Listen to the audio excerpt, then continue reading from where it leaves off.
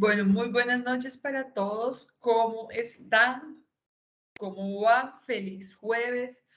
Veo que ya hay varios conectados. ¿Me escuchan? Por favor, me confirman. Hola, hola. ¿Me Sí se escuchan? escucha, profe. Perfecto. Muchísimas gracias. ¿Cómo están? ¿Cómo les terminó de ir ayer? ¿Cómo va su jueves? Ya casi mañana es viernes y termina prácticamente la semana laboral. ¿Cómo les ha ido? A ver.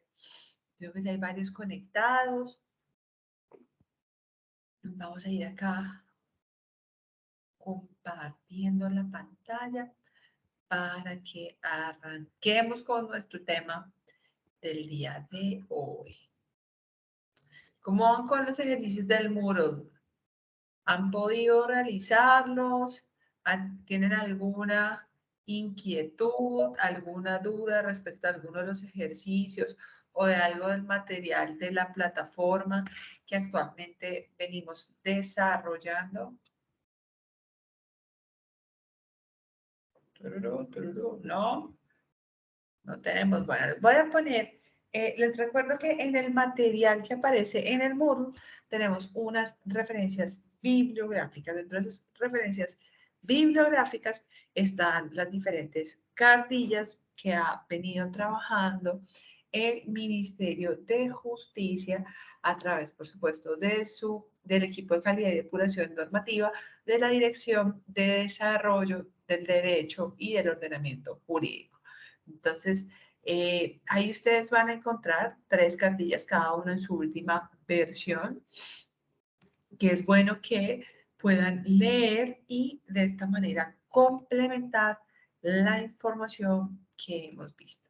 Esta primera cartilla que les estoy compartiendo fue la que vimos en la clase inmediatamente anterior, donde hablábamos de todo lo relacionado con las reglas básicas o las características propias de la redacción normativa, las características que deben tener según el tipo de norma, también la estructura base de la normatividad, otras reglas generales en la redacción de las disposiciones jurídicas y todo lo relacionado con la coherencia. Esos diferentes temas los van a encontrar en el link que les acabo de compartir, que es como tal la cartilla que elabora el Ministerio de Justicia con sus profesionales. ¿Listo? Bueno, hoy habíamos dicho que parábamos en esta partecita para arrancar hoy fresquitos con el tema. Y es la forma tipo de redacción o la estructura tipo a la que atienden la mayoría de producciones normativas, que incluyen un encabezado, los fundamentos jurídicos, una parte considerativa, una parte dispositiva y las firmas y en algunos casos anexos como tal. ¿Listo? Pues vamos a ir desarrollando cada uno de estos diferentes ítems que componen esa estructura tipo. Lo primero que ustedes van a elaborar o que van a construir es el encabezado. ¿Listo? El encabezado completo de un instrumento normativo está integrado por la indicación del tipo de acto, decreto legislativo, decreto ley, decreto ordinario, decreto reglamentario, directiva presidencial, resolución, circular, la indicación del tipo de acto. Eso es lo primero que ustedes van a poner siempre que empiecen la elaboración de un texto normativo. Lo segundo, el número de la normativa y el año de expedición. Tercero, el epígrafe, es decir, esa indicación detalladita, suficiente del asunto o que nosotros conocemos como título. Ese es el tercer requisito importante al momento de crear el encabezado. Luego vendrá el título común, cuando sea realmente necesario permitir comprender, entonces vamos a ampliarnos un poco más y vamos a poner un título más largo. Y el nombre o la denominación de la autoridad, institución o instituciones que producen la norma. Vamos a desarrollar el encabezado. Entonces, estos 5 ítems, perdón, que vemos acá, cada uno tiene de largo como de ancho. Ahí están viendo toda una pantalla, sí. A ver, yo aquí voy ayudando a agregar a las personas. Listo. Sí, señora, sí se ve. Gracias, Marisela. Entonces, Lo primero es el encabezado. Ya sabemos los tipos de normas que existen. Recuerdan que vimos que existían normas. En Colombia podían ser leyes ordinarias, leyes estatutarias, leyes orgánicas, podrían ser decretos, decretos reglamentarios, decretos ordinarios, decretos legislativos, que a su turno después se bajaban a actos administrativos de carácter general y abstracto, donde encontramos reglamentos técnicos, resoluciones, circulares, directivas presidenciales. Entonces, lo primero que debemos hacer es, en el encabezado, denominar de manera específica el tipo de acto con el que vamos a arrancar. ¿Qué tipo de acto administrativo es? ¿Un decreto ordinario? ¿Un decreto reglamentario? ¿Un decreto legislativo? ¿Un decreto ley? ¿Un reglamento técnico? Y una vez establezcamos, pues ya solamente ese título, ese tipo de norma, el cual debe ir en mayúscula, nos va a determinar la denominación oficial de la normatividad. A partir de esas dos palabras o de esa palabra, resolución, circular, decreto, ya vamos a empezar a trabajar nuestro texto normativo. ¿Listo? Importante que esa expresión se haga por regla general en mayúscula. ¿Listo? Esto le facilita a las personas poder entender o ubicarse de una vez en el rango normativo y por ende poder conocer cuáles son los alcances. Si yo sé qué tipo de normatividad es, si yo sé qué tipo de norma es, pues automáticamente voy a entender a quién es aplicable y cuál es ese rango de acción o de aplicación. Y es que recordemos que, por ejemplo, no es lo mismo un decreto ordinario que un decreto ley o un decreto legislativo. ¿Recuerda?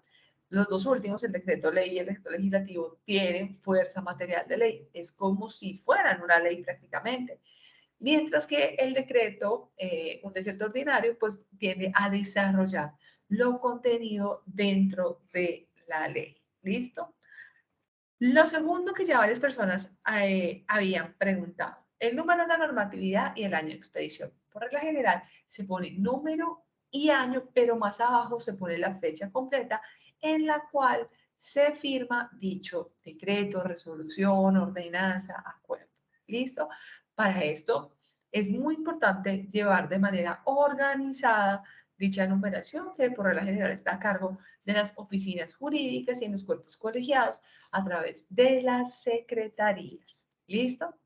El epígrafe. La indicación sucinta y suficiente del asunto ha sido uno de los temas que en otras oportunidades ustedes me habían preguntado. Me decían, bueno, venga, ¿qué es eso del epígrafe? Ese título que yo pongo, ¿cómo lo construyo? ¿Cómo lo hago? Vamos entonces a empezar a decir que el encabezado que le sigue, después de determinar yo qué tipo de norma tengo, viene el epígrafe. Y es básicamente un rótulo. Yo no sé si ustedes recuerdan cuando uno era chiquito y marcaba los cuadernos y le ponía los rotuladores, que eran unos pedacitos blancos donde uno determinaba de quién era ese cuaderno o de qué materia era ese cuaderno. ¿Sí se acuerdan? O creo que todos, no todos pueden ser tan chiquitos que no se acuerdan de eso. Alguno tuvo que marcar sus cuadernos. Entonces, gracias a ese rótulo, usted identificaba de qué materia es o de quién era el cuaderno. Lo mismo ocurre con el epígrafe. Debe redactarse de tal forma que escriba con pocas pero suficientes palabras la materia regulada y que le permita a las personas que van a ser destinatarios de la ley conocer el contenido. Y acá está uno de los grandes retos que tenemos en la producción normativa, porque es que piense que es básicamente como el título de un libro o de una película. Así que usted quiera ver más allá o que pueda entrar a entender qué tipo de película es o qué tipo de libro es, o que por el contrario quede totalmente perdido. Recuerden que el objetivo de este proceso de calidad normativa es que desde el principio el lector, el destinatario tenga claro cuál es el objetivo que se tiene. Acá volvemos entonces a reiterar la importancia de la claridad y la simpleza. Esas dos características que no podemos olvidar en la calidad normativa y que ya más o menos todos tenemos tatuados. Claridad, simpleza, sencillez, indicando el objetivo. ¿Listo? De la manera más completa y corta. Ojalá no induzca a error acerca del contenido. Es súper importante que dejemos claro cómo, cuál es la materia. En algunos casos, ese epígrafe puede ir seguido de un título abreviado o de un nombre común. Sin embargo, se busca que en el epígrafe este sea tan simple que no se sobrecargue con palabras, textos, indicaciones, siglas adicionales que no aporten nada a su finalidad. El epígrafe de cada instrumento normativo debe ser diferente a otras normas vigentes en el ordenamiento jurídico, salvo que sea creada para reemplazar la normatividad anterior. De lo contrario, es el nombre de la ley, es ese sello único, ese número de, digamos que, de cédula que todos tenemos que es único. Ese epígrafe debe ser totalmente hay un micrófono abierto, pero no sé cuál. Debe ser totalmente... 2 segundos que hay un micrófono abierto, no sé de quién es. A ver. No veo acá, veo que hay un micrófono abierto, pero... Ya, aquí. 2 segundos. Silencio, listo. Les decía entonces que ese nombre es tan único que no se debe repetir en ninguna otra normatividad, salvo que yo vaya a reemplazar otra norma. Debe ser para el destinatario discernible. Ojo, debe proporcionarle todos los datos respecto del objeto esencial que se tiene. Debe permitir que cuando el lector haga su lectura pueda deducir, pueda apreciar, pueda interpretar que esta normatividad le aplica o no le aplica. No sé si recuerdan la ley 823, creo que fue la 820, el marco institucional, no, la que vimos, bueno, puede ser esta, pero iba a mirar, era la que habíamos visto, la 820, creo que fue la que vimos el día de ayer, la de vivienda, sí, listo. Acá la voy a abrir para compartirla, dame un segundo, déjame compartir, vamos a compartir, para que puedan ver esta, listo. Entonces, por la cual se expide el régimen de arrendamiento de vivienda urbana y se dictan otras disposiciones. Usted ya de entrada sabe que si lo suyo es la vivienda urbana, pues esta normatividad le aplica a usted como tal. Vuelvo y repito, el epígrafe debe permitirle de entrada, es ese sello personal que va a tener la ley, que lo va a identificar, y es quizás estas primeras partes las más complejas en el proceso de redacción de la normatividad, porque lograr generar un epígrafe, ese título abreviado, bien hechicito, que tenga relación con los hechos, con las circunstancias, con las situaciones que se plantean en el texto normativo, pues es bien importante. Como les decía, en algunos casos puede tener un título adicional cuando la materia así lo implique. Es decir, que con el siguiente epígrafe no se va a poder entender o no se va a poder tener claro cuál es el objetivo, entonces deberemos proceder a un título. Cuando la normatividad modifica el contenido de otra norma preexistente, este no es el caso, vamos a buscar, ayer veíamos ley, a ver, la 2191, ¿esta cuál es? Para si está modificando, no, esta es la desconexión laboral. Busquemos, denme 2 segundos, busco una ley que les va a mostrar que modifica acá, la ley 2080.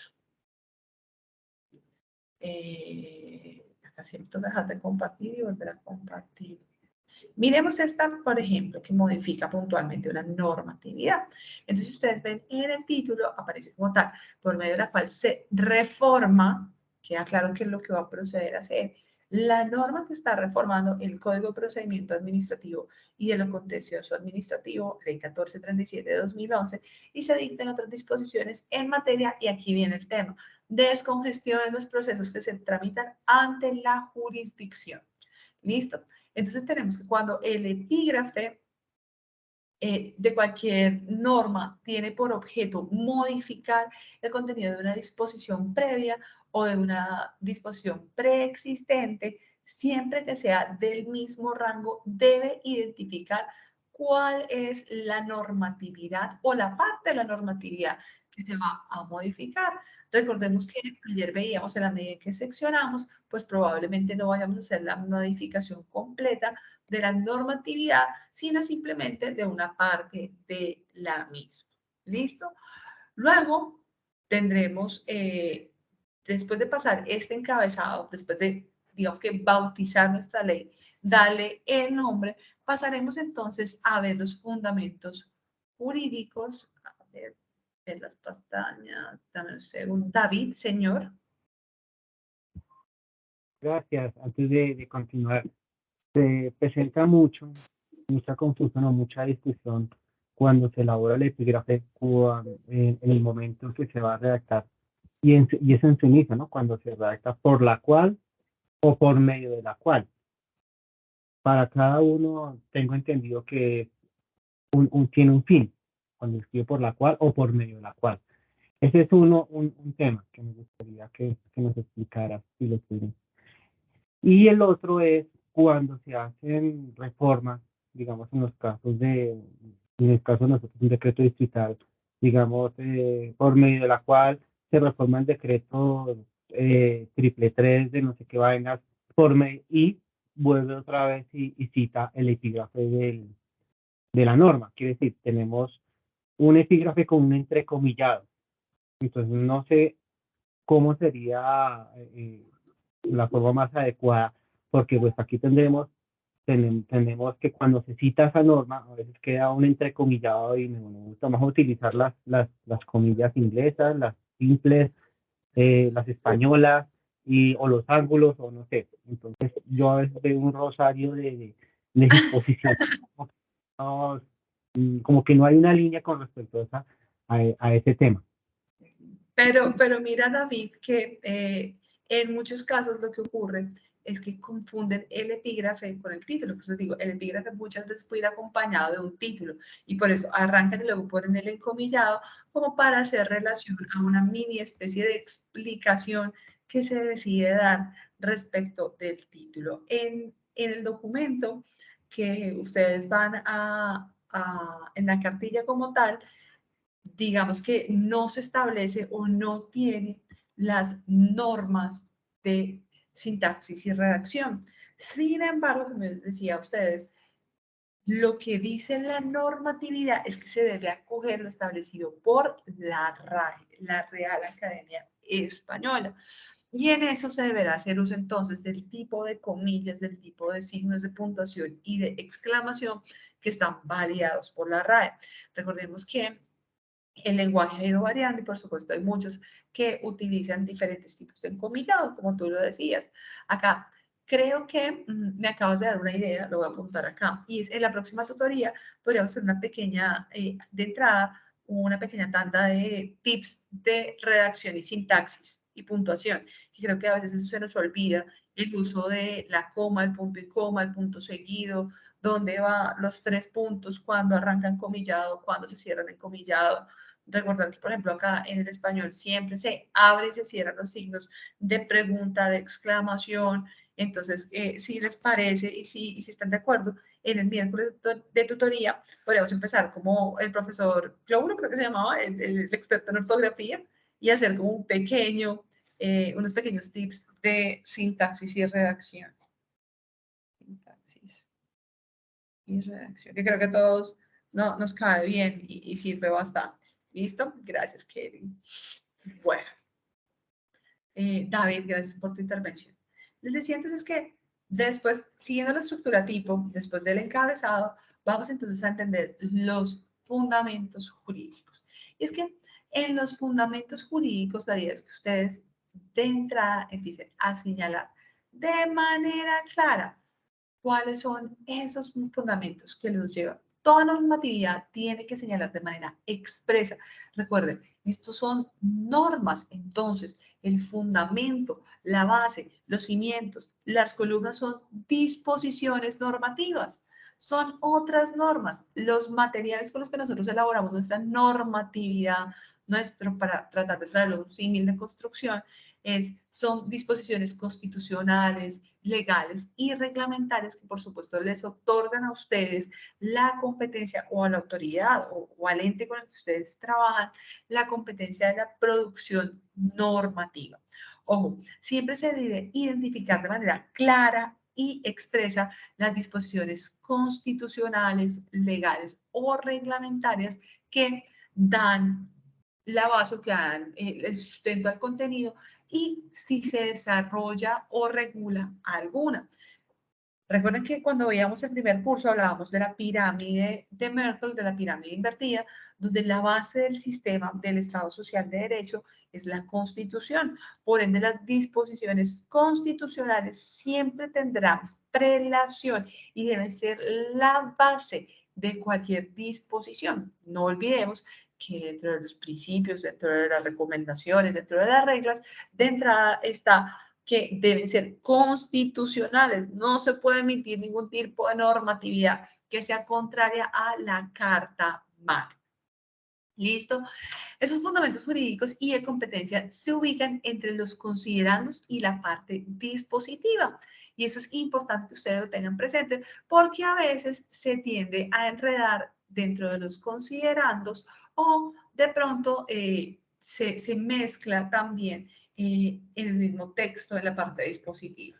Este es, vuelvo y les repito, los fundamentos que los habilitan a ustedes. ¿Qué debe permitir el fundamento jurídico? Pues que cuando cualquier persona lo lea, tenga de manera clara, concreta, sencilla, suficiente respuesta a la pregunta de la validez jurídica. ¿Listo? Recordemos que la validez se asocia a la competencia de quien lo produce, ¿sí? Y la forma como se produce. Entonces, de entrada, ese fundamento jurídico lo que le va a dar es la validez. En el título, ¡tum!, le pusimos el sello, el rótulo, el nombre, lo bautizamos. Luego, pensando en un edificio o en una construcción, en el fundamento jurídico están las bases, los cimientos. ¿Listo?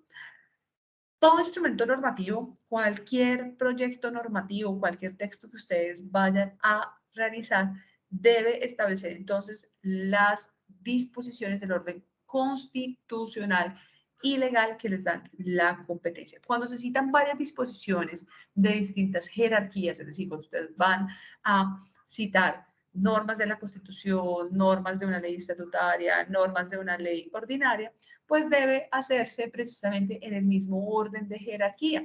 Deberá citarse primero las de rango constitucional, después las de rango legal y seguidamente las reglamentarias. ¿Listo? Si hay varias disposiciones de la misma jerarquía, es decir, si la norma se fundamenta en diferentes artículos de la Constitución o en diferentes leyes ordinarias, entonces tendremos en cuenta la fecha y la citación se hace de manera cronológica, empezando por la más antigua a la más nueva. Cuando son artículos constitucionales, por supuesto, pues porque no hay más constituciones que la de 1991, se citará entonces desde el que está más cerca al inicio, el primer artículo que aparece en el texto constitucional, hasta el último que dé fundamento a la normatividad. ¿Listo? Adicional a eso, como les decía yo a ustedes, el fundamento jurídico les va a dar la validez material de esa función que ustedes están ejerciendo de producción normativa. ¿Listo? Ahí está ese pase que los habilita a ustedes a poder redactar las disposiciones que van a poder, digamos que, hacer ustedes con mejor calidad. Una vez más, de forma clara, concreta, suficiente, cuáles son esas normas, cuáles son esas disposiciones que les dan a ustedes el sustento, que les permiten a ustedes producir esa norma. Eso es lo que debe venir ahí en esa parte del fundamento jurídico. Por regla general, los fundamentos jurídicos se redactan con una fórmula tipo que encuentran aquí, en ejercicio de sus facultades constitucionales y legales y en especial las conferidas en el numeral XX del artículo XX de XX, bien sea de la Constitución, bien sea en el numeral primero, del artículo tercero, de la ley 2080 o de la 823 de 2003, de la ley que como tal les genera la competencia a ustedes. Esa es, digamos que, una de las formas que se utiliza para redactar los fundamentos jurídicos. Sin embargo, también hay otra forma tipo que es muy común, que es esta segunda que yo les pongo en la parte de abajo, y es la que señala en uso de sus atribuciones constitucionales, legales y reglamentarias, y en particular las conferidas por él, bien sea constitución, ley, reglamento, decreto, número tal, del año tal, y en cumplimiento de lo dispuesto en, una vez más, recuerden que estas son formas de redacción que les permiten a ustedes generar el fundamento y que gramaticalmente les buscan estandarizar. Ojo, como ustedes ven, en la segunda tiene muchísimas más palabras o permite un mayor número de fundamentos.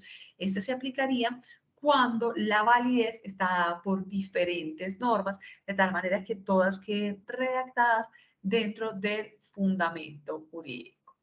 No olviden el orden en el que se deben citar. Deben ser muy rigurosos en el orden de precedencia jerárquica. Primero siempre se deberán referir a la Constitución, al que tiene mayor rango jerárquico, al de mayor envergadura. Así que eso es como en el ejército o en las fuerzas públicas. Primero mi general, primero el que está allá arriba, nuestra Constitución, y luego ya empiezan a descender respecto del tipo de norma jurídica. Una vez más, no olviden, orden jerárquico y cronología. Si son dos o más del mismo rango, entonces se citará primero la más antigua y después la que es más reciente. ¿Listo?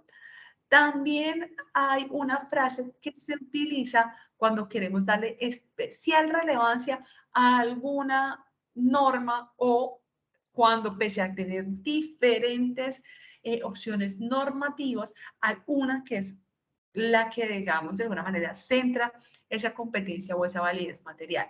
En ese caso, es válido aplicar o es válido y se recomienda utilizar la expresión encomillada y de manera especial. ¿Listo? De esa manera se pone la atención del lector en esta norma puntualmente, que pese a no necesariamente ser la más superior, puede ser la más específica o puede ser la más reciente o puede ser la que ustedes consideren que es la que le otorga mayor validez y contundencia a su fundamento jurídico. Ojo, una cosa son los fundamentos jurídicos y otra cosa las disposiciones de procedimiento. No se deben citar, no se deben enlistar, no se pueden poner como fundamento jurídico las de forma. Aquí solamente estamos haciendo referencia a la competencia, a lo que los habilita a ustedes para poder reglamentar, para poder regular, para poder emitir este tipo de normatividad. Cuando estamos hablando de la forma o de las disposiciones de procedimiento, estas no se pueden catalogar o no pueden constituir el fundamento jurídico en cada caso. Por supuesto, cuando se hagan los respectivos controles de legalidad y de calidad, pues se deberá verificar que entre los fundamentos no estén este tipo de disposiciones. ¿Listo? También es importante que no llenen esa primera parte de fundamentos de un montón de normas que de pronto no son esenciales o no son relevantes. ¿Listo? Porque muchas veces decimos, es una norma como tal la que nos está dando la competencia, pero la misma ha sido desarrollada por 2 o 3 decretos, reglamentos, y digamos que ponemos toda la historia jurídica en la norma. No, ahí es importante que ustedes establezcan, y por eso es tan importante esa pertinencia, esa perspicacia que ustedes van a tener con su equipo para poder determinar cuál es la que realmente les da la validez material. ¿Listo? Después de los fundamentos jurídicos de la normatividad y competencia, pasamos entonces a la parte considerativa, donde está la exposición de motivos y los considerandos de los proyectos de normativa.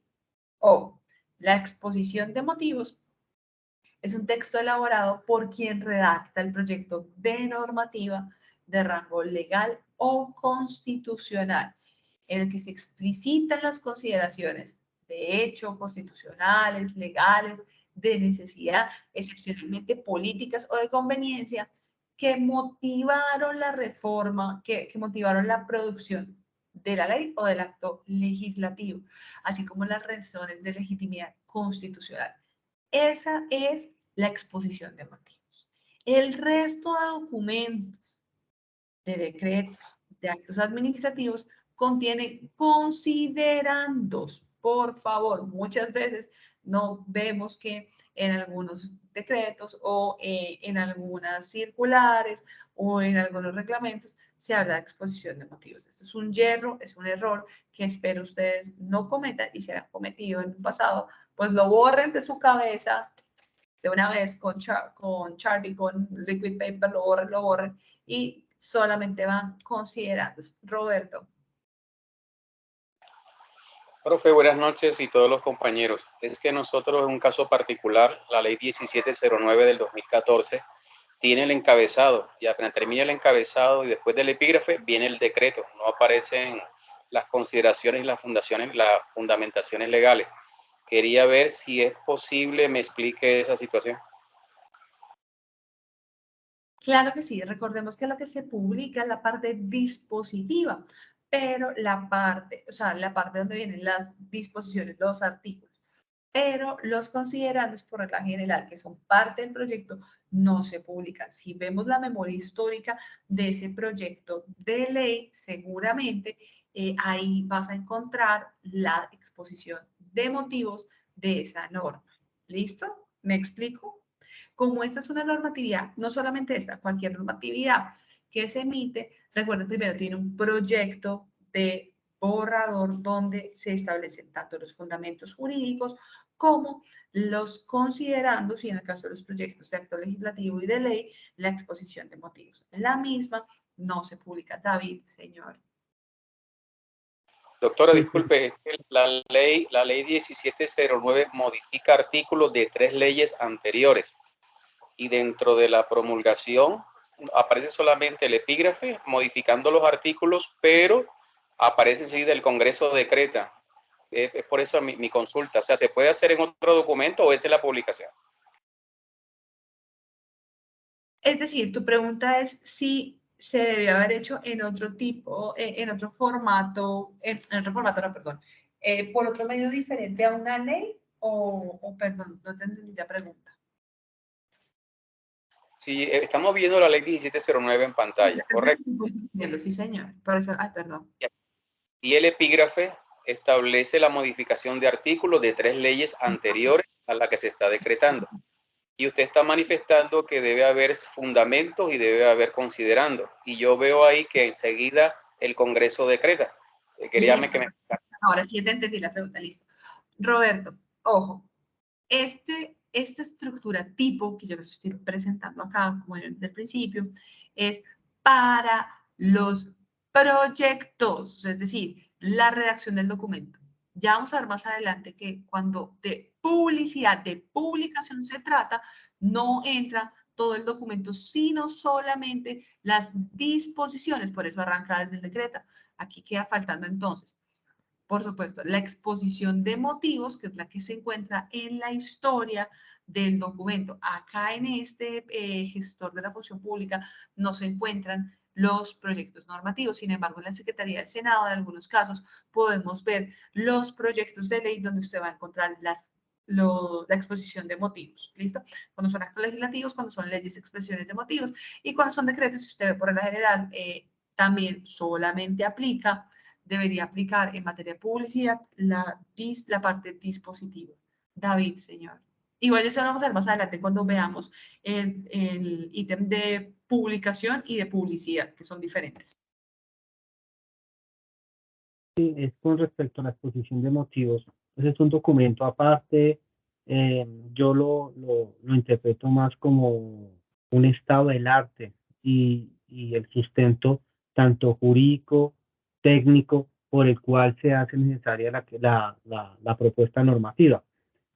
pero he encontrado que en los considerandos de proyectos de decreto, para nuestro caso en el Distrito Capital, los calcan, quiere decir, lo que aparece en los considerandos, todo el marco normativo jerarquizado, hasta jurisprudencia, viene y lo calcan en la exposición de motivos y a veces sin un desarrollo. Entonces, pues, a veces mi crítica es que pues sí necesita la norma, pero debe tener un desarrollo por parte del autor, del quien está detrás de la confección de la norma. A veces yo lo exijo, pero no sé si está bien, ¿no? Porque pues tampoco es que encuentre yo un manual donde pues a mí me dicen, listo, la exposición de motivos es que él es el detrás de la norma, el por qué debe existir esa norma, si es si es consecuente, si es conducente esa norma en ese momento, todo lo que se busca y si está en pro del desarrollo de un plan de gobierno o a partir de una orden, de una jurisprudencia o cualquier otro tipo de motivación. Entonces he tenido siempre esa duda con respecto a que si los considerandos deben ser calcados, mucho la exposición de motivos debe ser No, calcada a lo que... no debe ser calcado, sí, eso es un error muy común y a veces uno incluso encuentra que eh, esos considerandos ni siquiera aplican para la temática que se está tratando, porque precisamente lo que hacemos es que copiamos y pegamos en las oficinas jurídicas muchas veces y no hacemos todo el estudio previo. Recuerden que ayer yo les decía que lamentablemente los documentos, aunque tratan de plasmar el espíritu de la norma, es decir, lo que se quería cuando se construyó la norma, pues no terminan de hacerlo de manera concreta y que por eso el operador jurídico tiene un gran reto. Pues toda esa parte previa, cuando usted decide escoger la temática, encontrar el problema, verificar si el problema se debe solucionar con una normatividad o no, todo ese proceso previo que debe quedar de alguna manera refrescado o debe quedar consagrado a través de estos considerandos, pues es lo que le da la singularidad a cada norma. Yo me aparto profundamente cuando las personas en los decretos, en los actos administrativos, ponen dentro de la fundamentación hechos, normas o, digamos, políticas que no se corresponden, porque de entrada, por supuesto, terminan induciendo al lector en un error. ¿Listo? Ahí es súper importante, vuelvo y reitero, en la misma línea que plantea David, que le ha ocurrido en su ejercicio profesional, a mí también me ha ocurrido mucho que uno empieza a leer e incluso muchas veces confunden esas disposiciones, esa parte considerativa, los considerandos con los fundamentos jurídicos y muchas veces citan normatividades que son un poco o que están obsoletas o que ya no aplican. Ojo, importante que ustedes tengan presentes que esta parte de considerandos busca explicar las razones por las cuales se crea la norma. Ahí está el motivo, el sustento de manera clara, concisa, razonable, precisa, sencilla, de por qué existe esa disposición, por qué es importante. Por eso no se debe reproducir ni parafrasear en este texto. Todo lo contrario, debe ser una construcción que refleje la realidad. Ahí queda considerado de alguna manera el espíritu de la norma, ¿sí? ¿Qué era lo que se buscaba?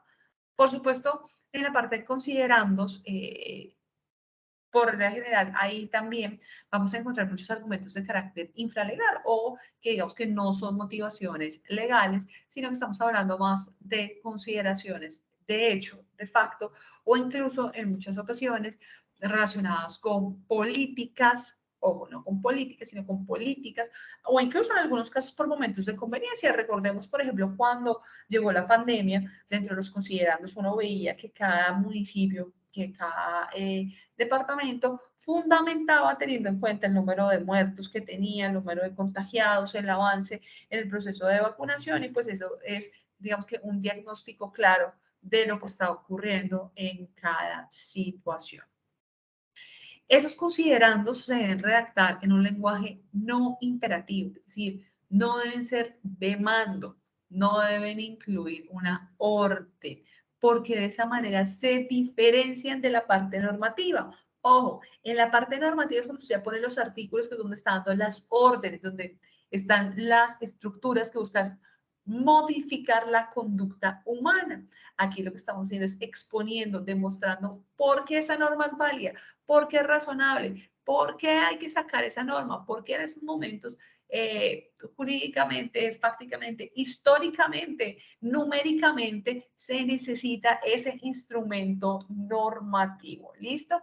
Y ahora que hablo del contexto histórico, pues también es súper importante que las personas en los considerandos tengan un relato en orden cronológico que lo haga ameno a la lectura, que cuenten los hechos de manera clara, sencilla, como una historia, de manera ordenada en el tiempo, porque eso le va a permitir al lector entender y también al operador jurídico poder entender un poco más el porqué de la norma.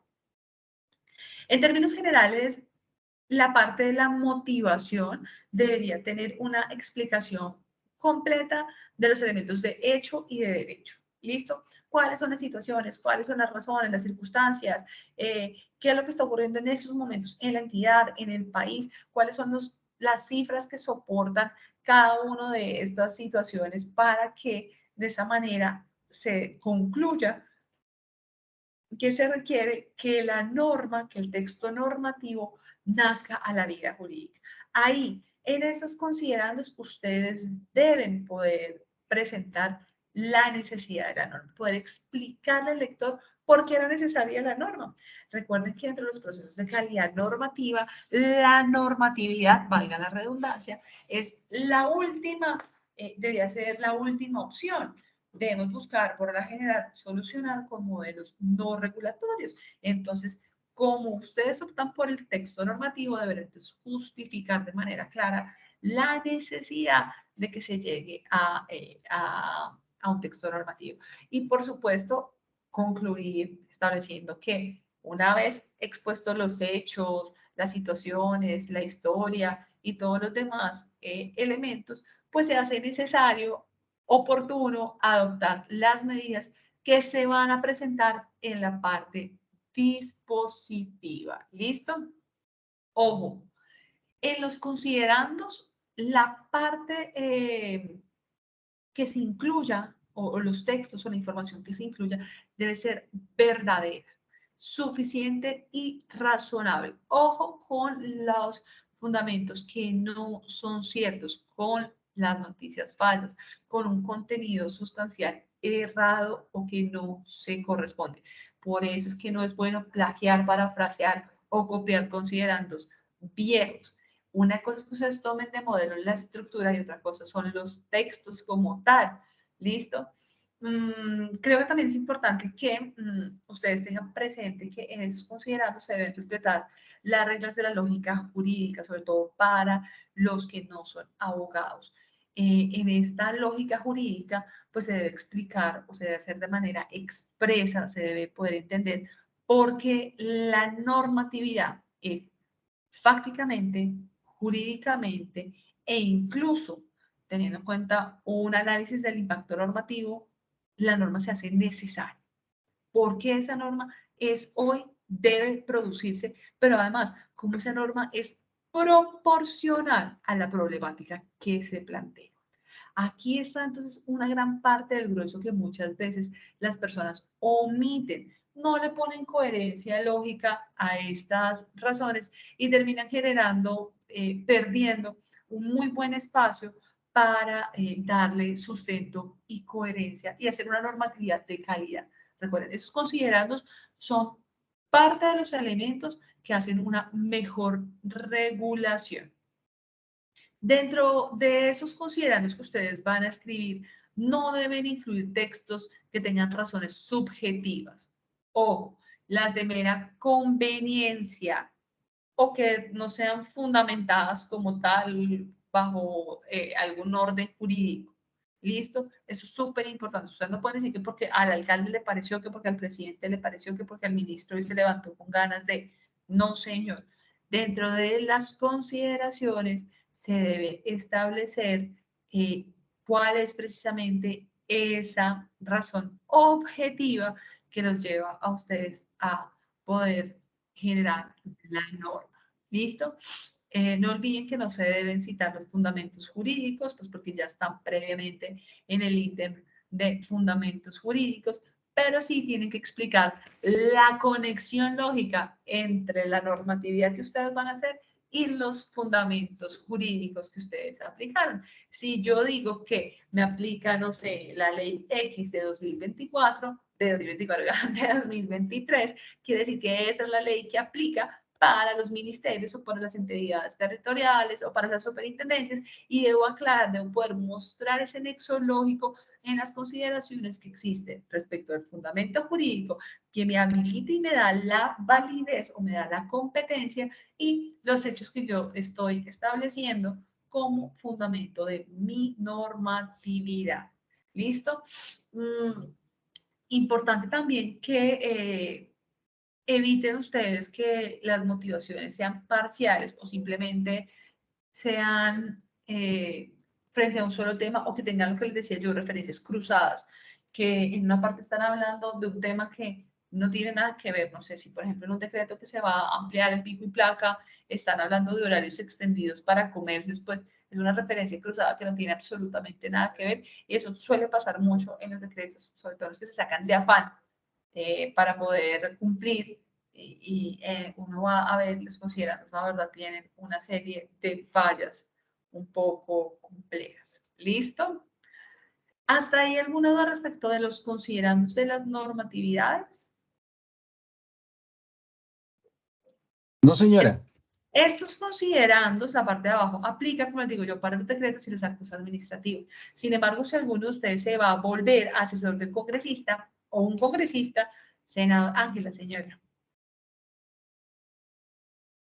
No, si quiere termina la idea y ya hago la pregunta. Es sobre las consideraciones, pero voy a entrar a hablar de la exposición de motivos. Entonces ahí voy ya. a... Ok, vale. No, quería ver en el tema de los considerandos que ha conocido usted de pronto o alguno de los compañeros en materia de aplicación de técnicas de legal design o de diseño legal que buscan simplificar las exposiciones de motivos. Nosotros tuvimos un piloto el año pasado en el que hicimos como un ejercicio de tratar de resumir muchísimo la parte de considerandos, pero obviamente cuando uno va desde la teoría del acto administrativo, estos deben estar, porque para el final el acto administrativo debe hablar por sí solo, pero también como mezclar en esas, también en esas formas o nuevas formas de diseño de las normas que lleven a que estas explicaciones sean mucho más entendibles. No sé si de pronto conozca algún ejemplo o alguna referencia bibliográfica que pudiéramos tener también. Sería muy interesante en ese tema. Gracias. Ángela, gracias por tu pregunta. Recuerdo que parte de nuestro derecho viene de la corriente francesa. Recuerden que yo les decía a ustedes en el módulo anterior que, sobre todo para los que son abogados, los que son abogados de pronto simplemente es un recorderis, nuestro derecho de manera general es traído, por no decir copiado o adaptado, gran parte de la teoría francesa. Nosotros, por supuesto, Francia llega mucho más rápido a España, España llega acá y gran parte de la normatividad que se trajo y que se fue moviendo tenía ese, digamos que ese estilo. Lo mismo ocurre con los países cercanos. Esto es Chile, con Perú, con Ecuador. Todos tenían un modelo muy, muy europeo y en Europa habían dos grandes sistemas, el francés y el alemán, y por supuesto por la diferencia de lenguaje entre el francés y el alemán, para nosotros era mucho más fácil, por ser una lengua romance, el francés. El otro sistema, que es el anglosajón, que es el que llega a Estados Unidos, es un sistema un poco más, digo yo, más corto de palabras, mucho más eficiente, mucho más directo,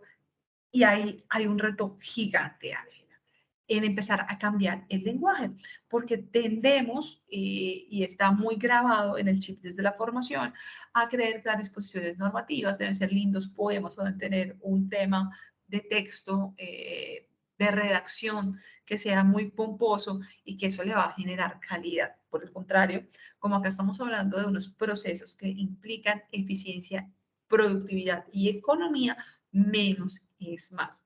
Efectivamente, los procesos de simplificación de las frases, y por eso les digo que me parece chévere, voy a buscar para la próxima tutoría que hablemos de redacción y sintaxis y voy a buscar alguna cartilla que tenga la OCDE respecto de TICHA, OCDE, o de pronto de algún otro organismo como Transparencia Internacional. Ellos también han manifestado la importancia de reacciones mucho más cortas. Por eso les digo que es importante recordar los signos de puntuación. Si ustedes ven la normatividad americana, incluso los textos doctrinales, los textos jurídicos y en general los textos americanos en inglés son mucho más cortos. O sea, las tesis doctorales no son 500 hojas, son 40 hojas en las cuales usted logra demostrar su punto. Y tienen párrafos mucho más cortos. Recuerden que yo les decía que nada que supere 8 líneas. 8 líneas ya es, mejor dicho, catastrófico hoy según las recomendaciones. Ideal que sea mucho más corto. Y, ya te digo, voy a buscar entonces una cantidad de organismo multilateral con recomendaciones de redacción. Listo.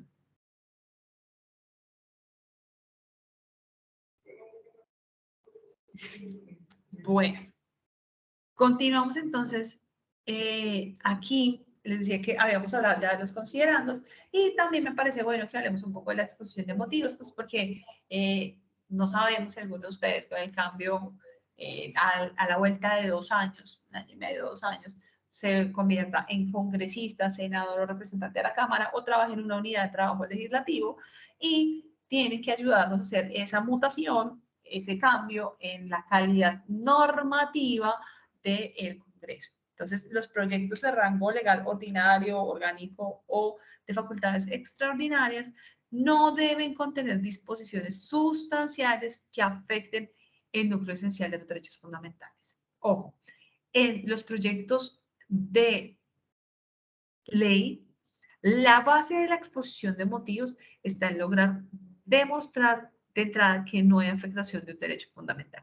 Si existe afectación de un derecho fundamental, entonces automáticamente tendremos que estar ante una ley estatutaria, porque debe respetarse el principio constitucional de unidad de materia. Y esa es una de las cosas que ocurrió, si ustedes no lo recuerdan, con la ley de salud. Recuerdan que al principio trataron de tramitarla como una ley ordinaria porque decían, no, es que vamos a modificar una ley de procedimiento donde no se está tocando el núcleo esencial del derecho fundamental a la salud y resulta que sí. Entonces, en el tema legislativo, en el tema de proyectos de ley, si es la modificación de una normatividad de orden constitucional, es decir, si es un proyecto legislativo, tendrá una exposición de motivos basada en el por qué no hay sustitución o no hay modificación del concepto de la Constitución con dicho proyecto. Y en el caso de las leyes ordinarias, orgánicas o de funciones, se deberá de entrada establecer por qué no se tramita como una ley estatutaria. Ojo, esto dentro de la exposición de motivos, no dentro del fundamento jurídico. ¿Listo?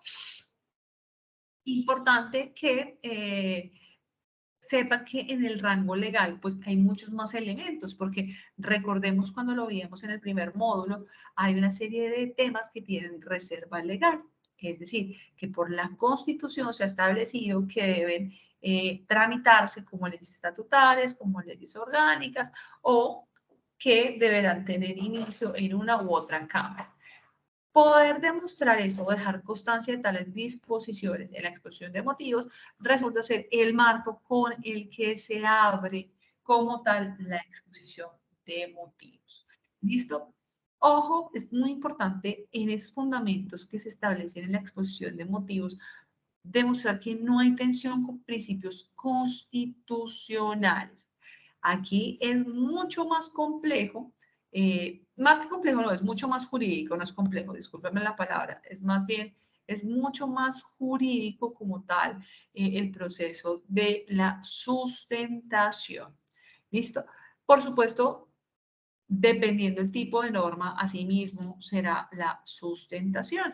En el caso de los proyectos normativos de acto legislativo, la motivación que se establece en la exposición de motivos, pues deberá de manera clara explicar cuáles son esos límites esenciales definitorios de la identidad de la Constitución que no se está tocando, todas que el Congreso no tiene facultades para modificar o reformar la Constitución y para reformar o modificarla, más no para sustituirla. El único que tiene autorización para sustituirla es el constituyente primario. ¿Listo? Esto es la Asamblea Nacional Constituyente y por ende debería convocarse a una si se quiere hacer la modificación de una norma constitucional. ¿Listo?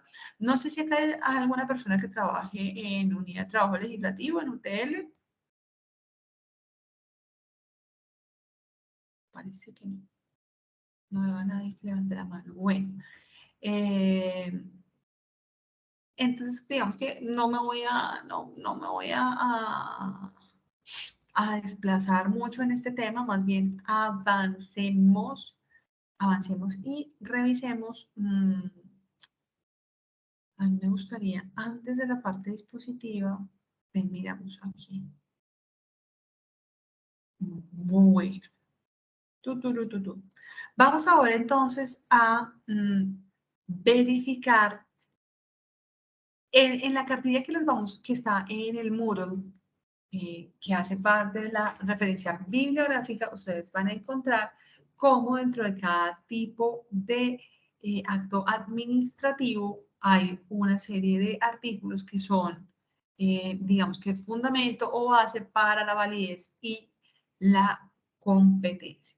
Ojo, una cosa que se me olvidó mencionarles aquí en el tema de la exposición de motivos en los considerandos puntualmente es la numeración de los considerandos. ¿Listo? Entonces, por regla general, se usa el modelo estándar, un título, un preámbulo y luego va toda la parte dispositiva. Pero en ocasiones se suele utilizar, y cada vez es más común, los considerandos numerados con números ordinarios, es decir, con la numeración ordinaria. 1, 2, 3, 4. No primero, segundo, tercero, sino ordinaria. ¿Listo? Eso es importante para darle lo que les digo. Siempre deben pensar en la lectura y el estudio que va a ser un tercero, que va a ser él a quien se le aplica la norma. Venimos entonces al bloque de la parte dispositiva, donde están ya los artículos como tal que van a ser parte de nuestro texto normativo. Ah, ¿ahora está viendo la norma? Ay, miércoles, y yo pasando la diapositiva. Gracias. Muy amable. Aquí. Listo. La parte dispositiva. Les tenía esta antes, que es la exposición de motivos y considerandos, que ya queda claro que en los textos normativos que ustedes crean, estamos hablando de considerandos, no de exposición de motivos. Y vamos ahora entonces a la parte dispositiva. Vamos a trabajar la estructura que debe tener esa parte dispositiva. Arranquemos por decir que las disposiciones jurídicas pueden individualizarse o agruparse en artículos, partes, títulos, capítulos, secciones, la forma que sea mucho más fácil para hacer entender al lector. Entonces, cuando ustedes se van a sentar muy juiciosos con todo su equipo, ya hicieron el análisis previo, ya no, de hecho sacaron todos los datos, tienen cifras, tienen todo y definitivamente la normatividad es la que hay que sacar. Arman la primera parte, que es el título, el epígrafe, escogen el tipo de normatividad, le ponen la numeración, ponen su epígrafe, su título, sacan los considerandos y luego ya arrancan a redactar la parte dispositiva.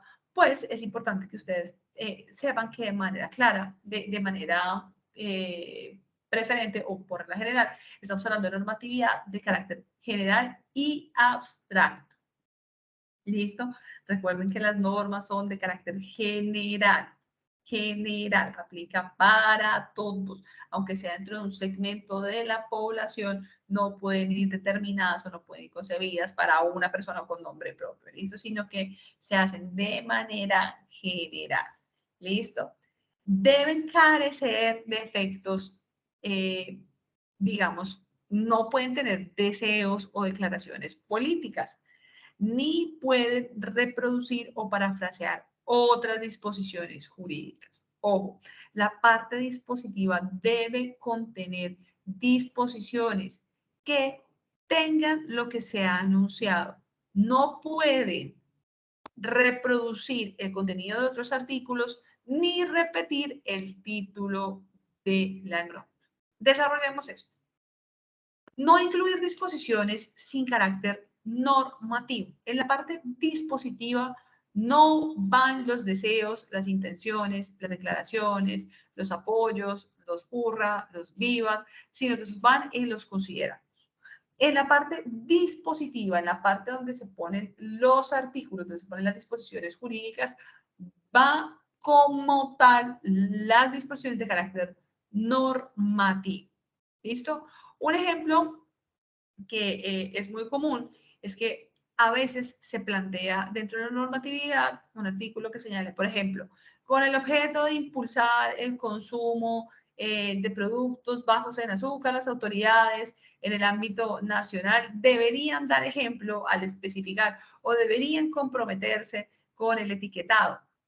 Cualquier tipo de expresión de un deseo, de una intención, queda ya descartada. Porque, recordemos, las intenciones, los deseos, el lenguaje que expresa sentimientos no tiene consecuencias jurídicas. Y aquí estamos hablando, son de disposiciones normativas que van a tener un efecto normativo. Por ende, deben ser vinculantes. ¿Listo?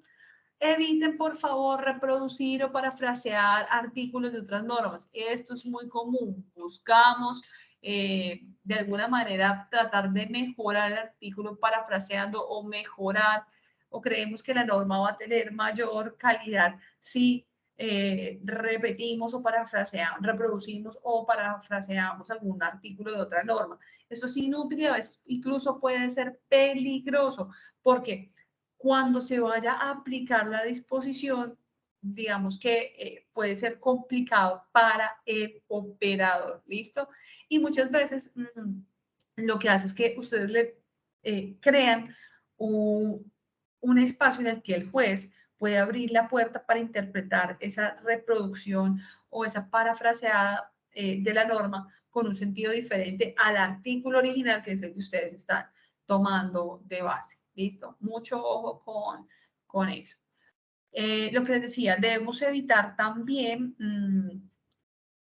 parafrasear, para eso simplemente deberán es enunciar por vía de referencia algunos contenidos normativos. Esto es, digamos, la práctica correcta y es evitar parafrasear o reproducir textos normativos y excepcionalmente si se hace necesario, si es menester tocar alguna normatividad, entonces deberá hacerse simplemente a manera de mención, que es lo correcto. Por favor, prohibido repetir el título de la norma. Cuando se va a utilizar un término porque forma parte del título normativo, no sé, bien sea porque define como tal el objeto, como vivienda urbana o vivienda rural, pues en ese caso, en la redacción de los artículos, ustedes deben darle un valor añadido a la redacción, darle mayor especificidad, darle un sentido que le permita a la persona que está leyendo no confundirlo con el título o no sentir que nuevamente está leyendo el título de la normatividad. ¿Listo?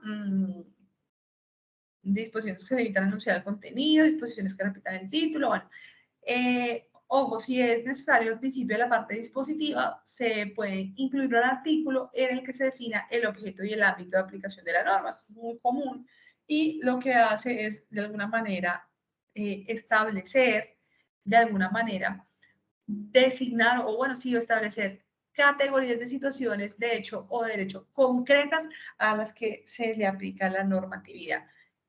Ese es el objetivo, o digamos que ese es el fin último de poner un artículo que defina el objeto o el ámbito de aplicación, poder segmentar, poder determinar una categoría cuando teniendo en cuenta la complejidad de la normatividad se requiera. Si la normatividad no es compleja, pues entonces bastará con un único artículo donde se establezca el objetivo y el objeto, perdón, y el ámbito de aplicación, y no deberá separarse, deberá ser corto, por supuesto, y deberá precederse del enunciado, objeto y ámbito de aplicación. ¿Listo? Cuando en el texto normativo que ustedes van a redactar o van a crear hayan algunas palabras que no tengan un sentido unívoco, esas deben agruparse en un solo artículo, de manera preferente al principio de la normatividad. Las definiciones de dichos términos se pueden compilar en un artículo que le permita a la persona que va a hacer la lectura, que va a hacer la aplicación, poder entender esto. Por ejemplo, ocurre mucho con los decretos relacionados con políticas públicas o que van dirigidos a un segmento de la población donde vale la pena determinar el sentido de ciertas categorías. Un ejemplo puntual es la ley del vendedor informal y los diferentes decretos que se han sacado en los municipios de reglamentación, donde previamente hay un artículo donde se lee cada una de las categorías de vendedor informal estacionario, de temporada, formal, informal, es decir, cada una de las categorías, ya que se debe segmentar para que el lector pueda tener una mejor aplicación de la normatividad. ¿Listo? Ahora, esos elementos normativos autónomos, es decir, esas islas que a veces montan en los proyectos normativos, no deben existir ahí. Ojo, no debemos, por un tema de redacción, por un tema de coherencia y lo que les digo, sobre todo de prevención, porque genera un riesgo para el lector y para el juez al encontrar ese tipo de normatividades por ahí suelticas. ¿Listo? Busquen en la medida de lo posible que la parte dispositiva de la norma se redacte conforme a la estructura tipo que les planteé. Objeto y ámbito de aplicación, definiciones, derechos y obligaciones, las disposiciones sobre los actos delegados y actos de ejecución, las medidas de aplicación y las disposiciones transitorias y finales. Esta es la estructura tipo de la normatividad. Así deberían poderse generar las diferentes disposiciones, el cuerpo normativo. ¿Listo?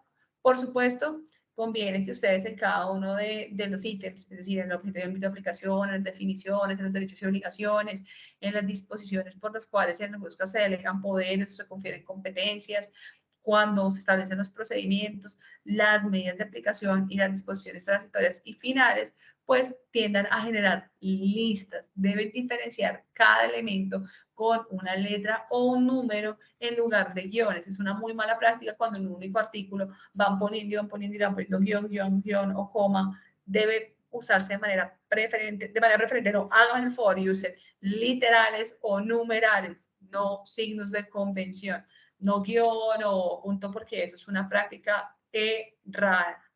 ¿Listo?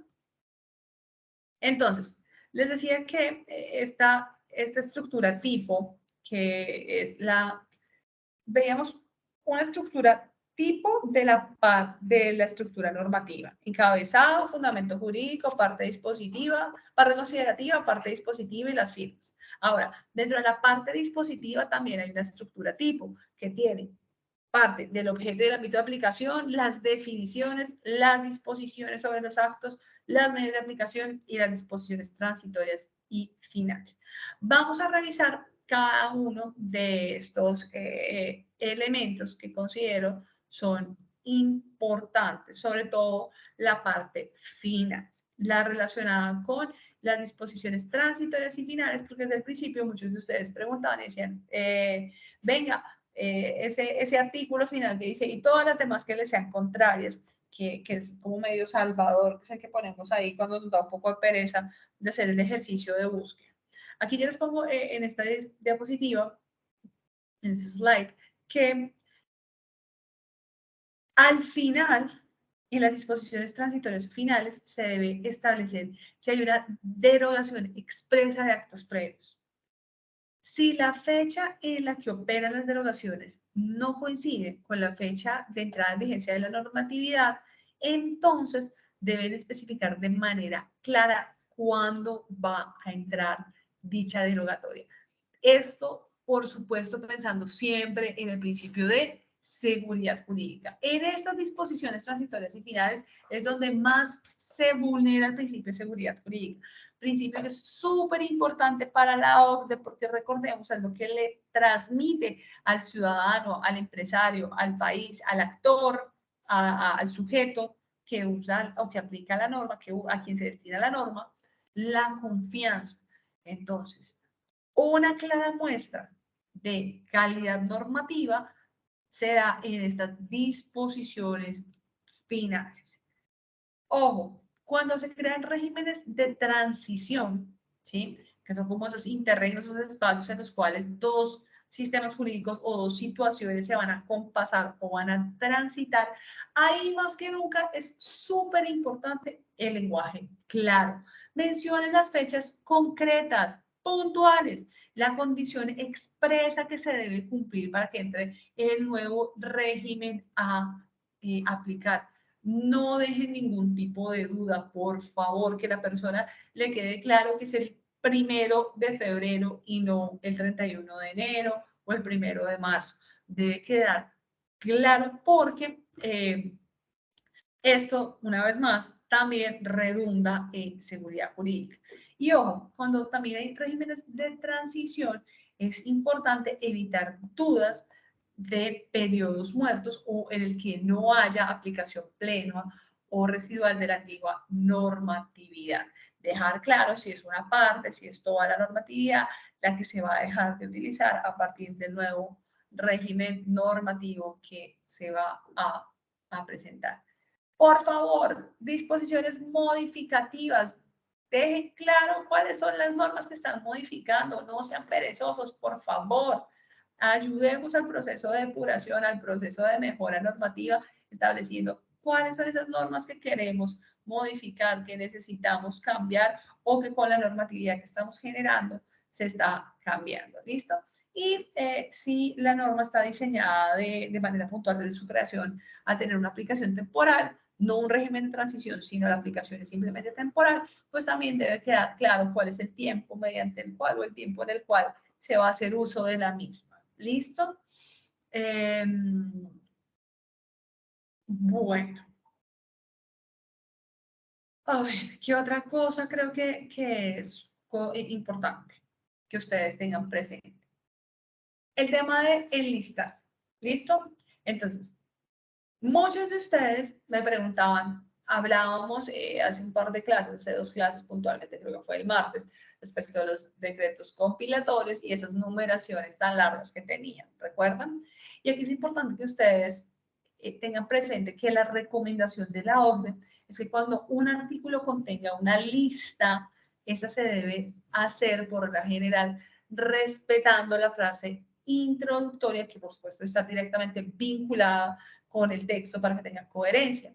Aquí yo les voy a generar, aquí está, digamos que una subdivisión orgánica de la parte dispositiva que les puede servir. No sé si se alcanza a ver de manera clara o si se ve muy borroso. ¿Sí ven de manera clara ahí? No sé si puedo agrandar más. ¿Sí ven o no? Para yo saber si lo agrando o si me sigo basando en eso. Se alcanza a ver un poquito borrosa, pero se entiende.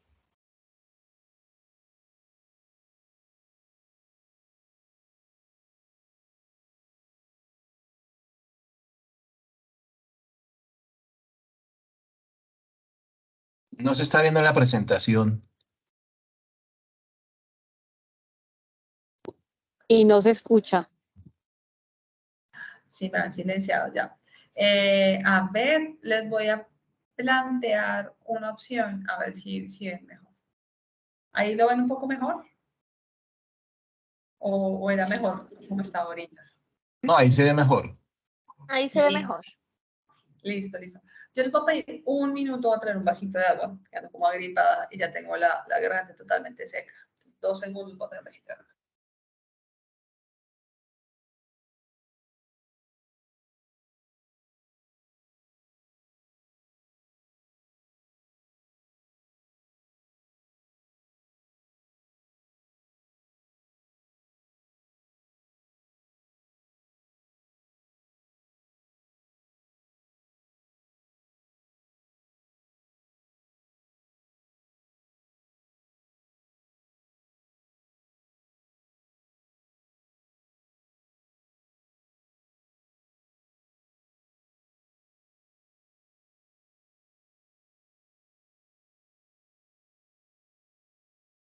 Listo. Entonces ahora sí ya podemos continuar. Les decía entonces que cuando ustedes al principio me decían, oiga, ¿cómo numeramos? ¿Cómo hacemos el tema de los capítulos? ¿Cómo agrupamos? Pues acá hay una forma, digamos que de alguna manera, que se sugiere para poder citar o para poder organizar. Lo primero es las divisiones superiores de la normatividad. Se pueden dividir en partes, en títulos, en capítulos o en secciones. ¿Listo? Si ustedes tienen el tema, recuerdan cuando hablábamos de, yo estoy pensando en la problemática que voy a abordar y entrar en la construcción de la normativa, digo, bueno, acá hay 2 temas o 3 temas puntuales que implica cada uno un número de artículos, insistimos en la recomendación, no menos artículos, hacen que la ley sea de mayor calidad. Es preferible tener más artículos que sean claros, sencillos y que no generen ningún manto de duda. De ser así, entonces ustedes van a poder agrupar, ya sea por partes, y si es partes, entonces podrán utilizar, ahí sí, los números cardinales o los números romanos. Parte primera, parte segunda, parte tercera. Si se habla de títulos, entonces acudiremos a títulos, a números romanos, título primero, título segundo, título tercero. Si es capítulos, aquí se permiten los números romanos o los números ordinarios, capítulo 1, capítulo 2. Y cuando son secciones, sí necesariamente hablamos de números ordinarios, sección 1, sección 2. ¿Listo? Esta es la forma correcta de hacer la agrupación. ¿Listo? Ojo, estos solamente deben buscar usarse cuando la normatividad sea extensa. Ustedes arman todos los artículos, después hacen la agrupación como tal. Vamos a bajar entonces a las divisiones básicas. La división básica pues son los artículos. Los artículos que pueden ser artículo 1 o artículo primero, artículo segundo, artículo tercero, con el sistema de numeración arábica estándar, que por supuesto continúa con números cardinales. Vamos entonces a las divisiones inferiores, ya cuando vamos a lo que hay dentro del artículo como tal. Entonces, dentro de los artículos vamos a encontrar incisos, numerales, literales y parágrafos. Ojo, el inciso no se debe numerar, ahí no hay una numeración puntual o no tiene un símbolo. Sin embargo, para los que están en este proceso, pues que trabajan día a día, sin embargo, recordamos, sabemos que uno al hacer la lectura siempre señala si se hace en el inciso primero, en el inciso segundo o en el inciso tercero. Les voy a poner aquí una ley para que podamos, de pronto si alguno no es muy doctor el tema, hasta ahora está arrancando el proceso de normatividad y no es abogado. Entonces, está la ley, ¿cuál? La 1709. Aquí. Van a ver, entonces este artículo 4 que dice penas y medidas de seguridad. Se entiende que esta primera parte es el inciso primero, inciso segundo, inciso tercero, inciso cuarto, inciso quinto. Si ustedes ven, no hay números al iniciar cada frase, pero se sobreentiende que esa es la numeración. Los parágrafos sí van numerados y cuando se habla de literales, que no existe, tiene acá, numerales, o en algunos casos literales. No sé si este tiene literales, déjame un segundo. No, miren acá. Literales y luego numerales, perdón, y después literales. ¿Listo? Dejemos de compartir acá y volvamos aquí al cuadro.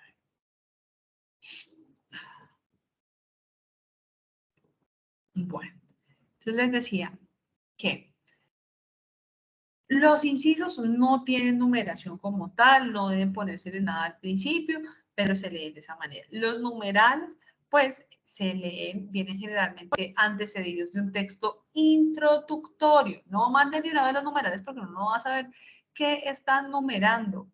Si son literales, pues se usa el A con paréntesis, no con punto, A, B, C y así sucesivamente hasta concluir el alfabeto.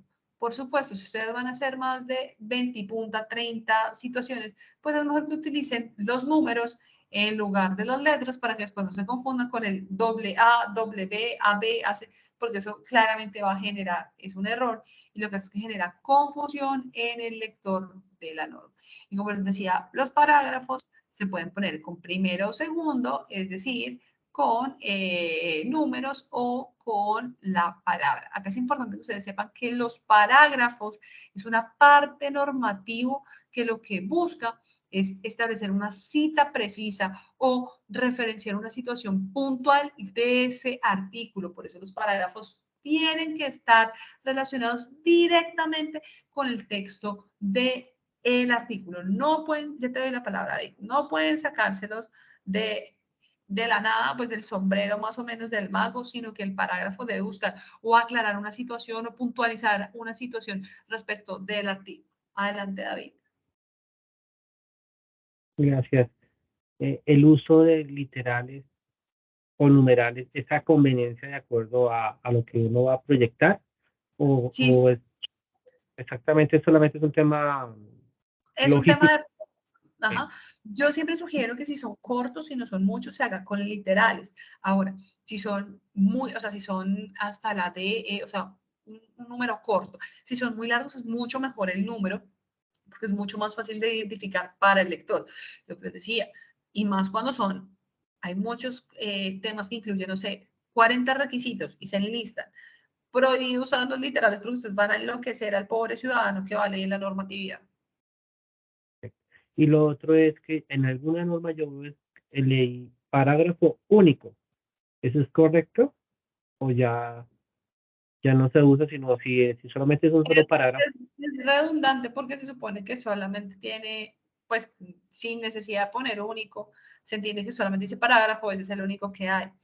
Yo opto por no poner único porque, como lo decía Ángela hace unos minutos, la normatividad cada vez debe buscar tener menos palabras. Entonces, sabemos que es el parágrafo porque no hay más parágrafos. Si hubiese otro parágrafo, pues vendrían numerados, parágrafo primero, parágrafo segundo, parágrafo 1, parágrafo 2, pero en este caso no ocurre. Entonces, pues se sobreentiende que es el único parágrafo que existe. ¿Listo?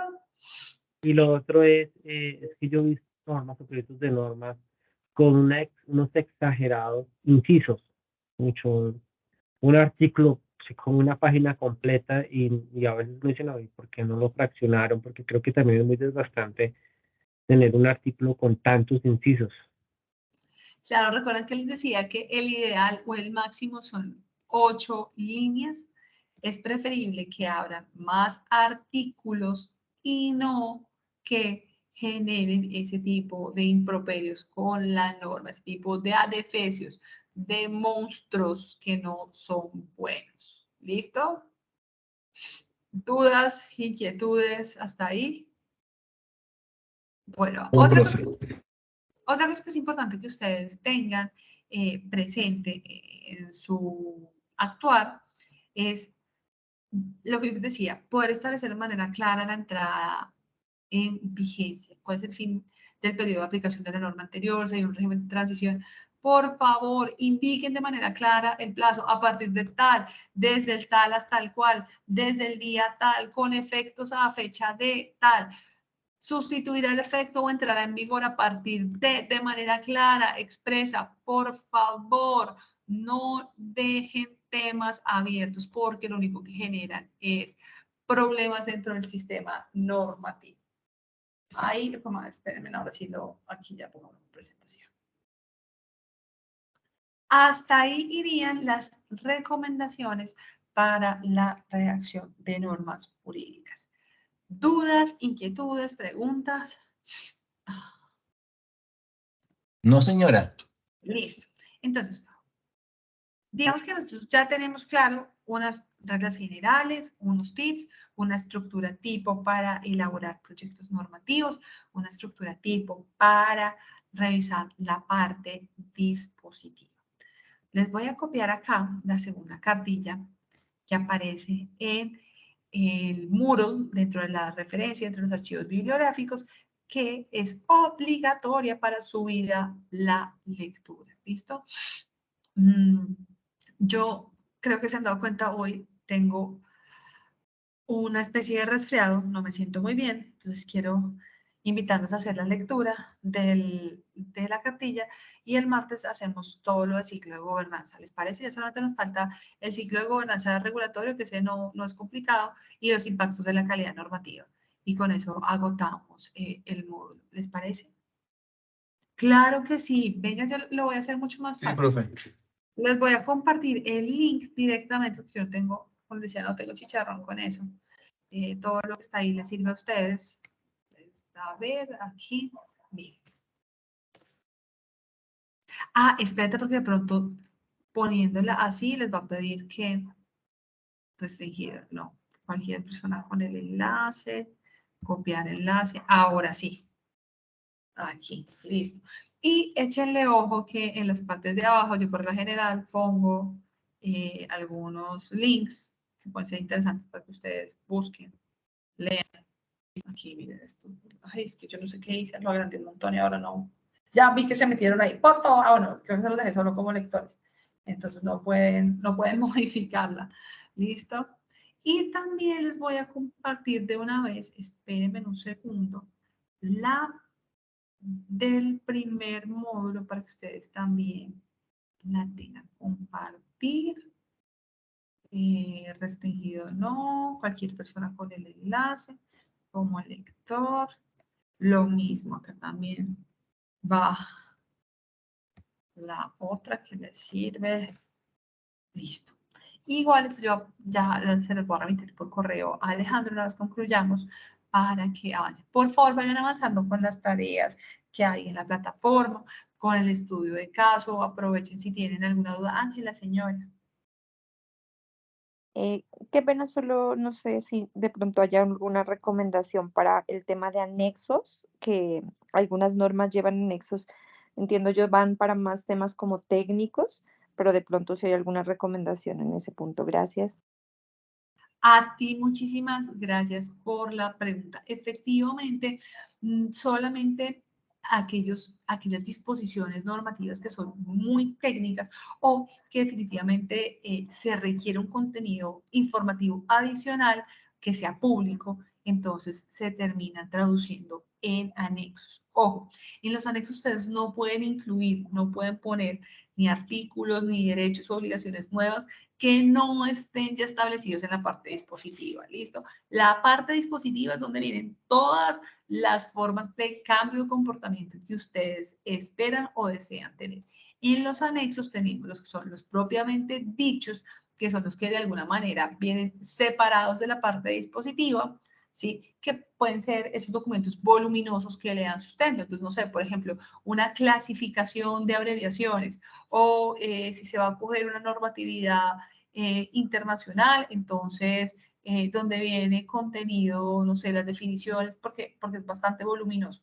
En ese caso, es súper importante que en la parte dispositiva ustedes dejen la mención que ese anexo o que, digamos que hace parte del documento a través de la asociación diciendo que figura en el anexo 1, que se encuentra explicado en el anexo. Son muy pocas las normas ordinarias o los proyectos normativos que usan este tipo de anexos que no son técnicos. Por regla general, los anexos tienden a ser supremamente documentos técnicos o informativos. Esas son las dos formas que por regla general hay. O usted necesita darle más información, más cifras, más datos a la persona para que pueda entender como tal la parte dispositiva, o tiene un anexo técnico que desarrolla y que por supuesto poner en el articulado lo haría ilegible. ¿Listo? Como tal, la OCDE no tiene ninguna recomendación diferente a la numeración, que se pongan y sobre todo que se haga relación a ellos dentro del articulado. Eso es súper importante, pues que usted no termine la norma y de un momento a otro se encuentre una hoja ahí de anexo, que es lo mismo que pasa pues, en los documentos escritos, que usted de un momento a otro se encuentra un anexo, pues necesita haberlo encontrado previamente en algún lado, y que dentro de los mismos no se puede establecer, no se puede crear ninguna situación nueva jurídica. En los anexos no se pueden crear nuevos derechos, no se pueden establecer nuevas obligaciones, no se puede establecer nada diferente a lo que ya viene en la parte dispositiva.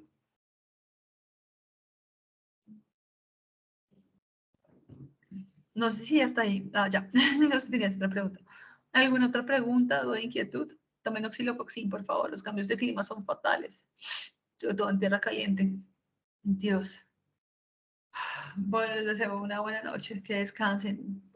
Lean las presentaciones, sobre todo las cartillas. Y el martes me cuentan si tienen alguna duda y arrancamos con el ciclo de gobernanza. Bueno, que estén bien. Gracias, profe, que se mejore. Ay, ojalá. Recupérese, profe. Dos. Chao, Anoche gracias. me solía y hoy me mojé y pucho. Gracias. Después de los 30 a uno